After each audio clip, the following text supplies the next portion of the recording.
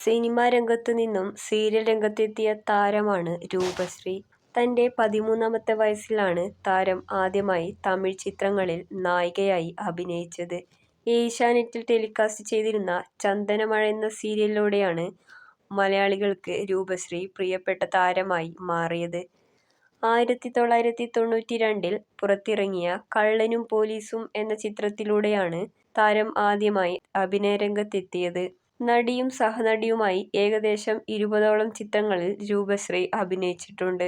തമിഴ്നാട് ചെന്നൈ സ്വദേശിയായ താരം മലയാളത്തിലൂടെയാണ് അഭിനയരംഗത്തേക്ക് കടന്നുവന്നത്. ഏഷ്യാനെറ്റിലെ ചന്ദനമഴയായിരുന്നു താരത്തിന്റെ ആദ്യ സീരിയൽ.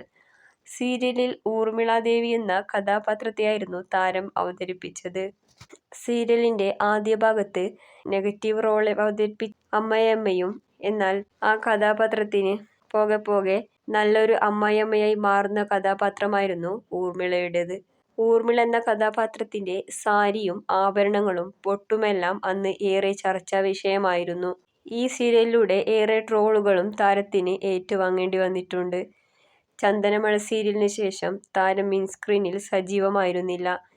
എന്നാൽ ചന്ദ്രികയിൽ അലിയുന്ന ചന്ദ്രകാന്തം എന്ന സീരിയലിൽ അതിഥി വേഷം ചെയ്തുകൊണ്ട് വീണ്ടും പ്രേക്ഷകർക്ക് മുൻപിൽ താരം എത്തിയിരുന്നു.